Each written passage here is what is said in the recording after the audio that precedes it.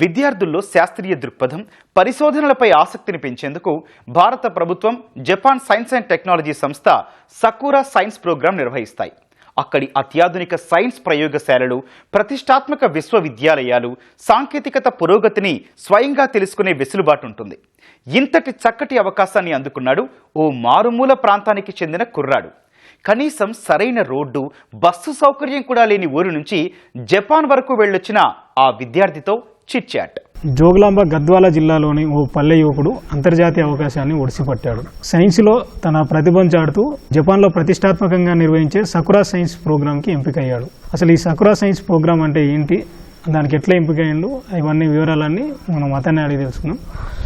చెప్పండి, అసలు మీ పేరేంటి, అసలు మీ కుటుంబ నేపథ్యం ఏంటి, అంటే మీరు ఇవన్నీ చెప్పండి. నా పేరు పరుష, మాది జోగులాంబ గద్వాల్ డిస్టిక్, రాజోలి మండలం, మాందోడి గ్రామం. నేను జెడ్పీహెచ్ఎస్ మాందోడిలో 10వ తరగతి పూర్తి చేసుకున్నాను. మాది వ్యవసాయ కుటుంబం. IIIT మహబూబ్ నగర్లో చదువుకుంటున్నాను. నాకు 10వ తరగతిలో 566 మార్కులు వచ్చి డిస్టిక్ ఫస్ట్ రావడం జరిగింది. సకురా సైన్స్ ప్రోగ్రామ్ అంటే ఏంటి, అసలు దాని గురించి నీకు ఎట్లా తెలిసింది? ఫిజిక్స్ మేడం జెడ్పీహెచ్ఎస్ మాందోడి నుంచి ఫోన్ చేసి ఎగ్జామ్ ఇట్లా ఉంది అని చెప్పడం ద్వారా దానికి నేను ఒకరోజు ముందు సిలబస్ను కొంచెం రివిజన్ చేసి ఆ ఎగ్జామ్కు వెళ్ళడం జరిగింది SCRT హైదరాబాద్లో. ఈ విధంగా మేడం ద్వారా నాకు ఈ సమాచారం రావడం జరిగింది. ఈ సకురా సైన్స్ ప్రోగ్రామ్కి అంటే ఎంపిక ఎట్లా ఉంటుంది, ఎంతమంది పోటీ పడతారు? ఈ ఎగ్జామ్ రాయడానికి ఎలిజిబిలిటీస్ 3 ఉంటాయి. అందులో ముఖ్యమైనది 10th క్లాస్లో గవర్నమెంట్ స్కూళ్ళలో చదివి డిస్ట్రిక్ట్ టాప్లో ఉండాలి. సెకండ్ది వచ్చేసి 11th క్లాస్ ఏదైతే ఉంటుందో జూనియర్ కాలేజ్లో, గవర్నమెంట్ కాలేజీలో చదువుతుండాలి. మూడవది 8వ తరగతిలో గవర్నమెంట్ పాఠశాలల్లో నిర్వహించే NMMS స్కాలర్షిప్కు సెలెక్ట్ అయ్యి ఉండడం జరగాలి. ఈ 3 ఎవరైతే సెలెక్ట్ అయి ఉంటారో ఈ 3ంటికి వాళ్ళు మాత్రమే ఈ జపాన్ సైన్స్ ప్రోగ్రామ్ ఎగ్జామ్కి రాయడానికి అర్హులు. మీతో పాటు మన రాష్ట్రం నుంచి ఎంతమంది పోటీ పడ్డారు, దేశం నుంచి కూడా ఇంకా మిగతా రాష్ట్రాల నుంచి ఎవరైనా పోటీ పడ్డారా? ఈ ఎగ్జామ్కు ప్రతి డిస్టిక్ నుంచి ఒక 10వ తరగతిలో గవర్నమెంట్ స్కూల్ నుంచి టాప్ వచ్చిన విద్యార్థి, ప్రతి జిల్లా నుంచి తెలంగాణలో ప్రతి విద్యార్థి రాస్తాడు. రాష్ట్రంలోని అన్ని జిల్లాలు పాల్గొన్నాయి. అందులో భాగంగా 2 అబ్బాయిలను 2 అమ్మాయిలను ఎంపిక చేశారు, ఫస్ట్ సెకండ్. నేను ఫస్ట్ రావడం జరిగింది బాయ్స్ విభాగంలో. ఈ ఎగ్జామ్కు భారతదేశం నుంచి ఈ విభాగంలో మొదటి విభాగంలో 11 రాష్ట్రాలను ఎంపిక చేయడం జరిగింది. అంటే నువ్వు అక్కడ జపాన్లో ఏమేమి సందర్శించావు, ఏమేమి నేర్చుకున్నావు? జపాన్లో నేను చాలా యూనివర్సిటీలను సందర్శించాను. ఉదాహరణకు చకుబా యూనివర్సిటీ, అలాగే టోక్యో యూనివర్సిటీ. పెద్ద పెద్ద ప్రొఫెసర్లను కలవడం జరిగింది. వారి యొక్క విద్యా విధానాలు ఎలా ఉన్నాయి, అలాగే అక్కడ ఒక నోబెల్ ప్రైజ్ వచ్చిన వ్యక్తులను కూడా కలవడం జరిగింది.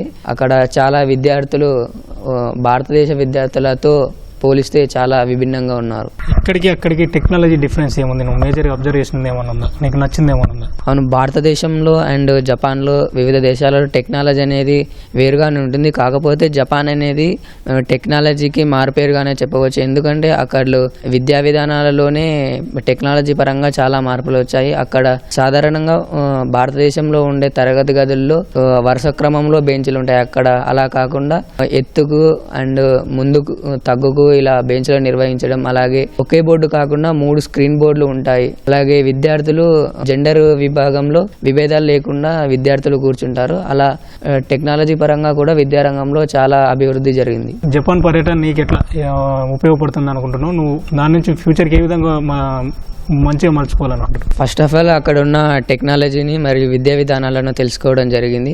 అక్కడ విద్యార్థులతో పోలిస్తే మనం ఇంకా ఎలా మెరుగవ్వాలి, మనలో ఉన్న లోపాలు ఏంటి, వాటిని ఎలా సరి చేసుకోవాలి, జపాన్లో ఉన్న వాళ్ళతో సమానంగా కాకుండా వాళ్ళకంటే ఇంకా టెక్నాలజీ పరంగా అన్ని విధాలలో ఎలా ఎదగాలని తెలుసుకున్నాను.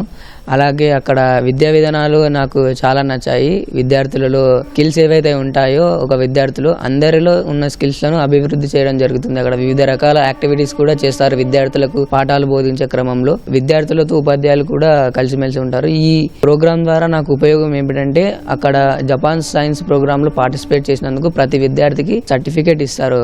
జపాన్ సైన్స్ ఏజెన్సీ ప్రోగ్రాం కింద ఆ సర్టిఫికేట్ వివిధ స్కాలర్షిప్, అంటే ఇప్పుడు జపాన్లో ఏమైనా చదవాలనుకుంటే PhD చేయాలనుకున్నవారు అక్కడ ఈ సర్టిఫికేట్ చూపించడం ద్వారా ఇంటర్వ్యూ ద్వారా తొందరగా తీసుకునే అవకాశాలు ఉన్నాయి. అంటే నువ్వేమైనా సైన్స్ ప్రయోగాలు అంటే ఏమైనా పరిశోధనలు చేయాలనుకుంటున్నావు? ఇప్పుడు నేను ప్రస్తుతం IIITలో ఉన్నాను. ఇంకా వాటిపై అభ్యసనం చేస్తున్నాను.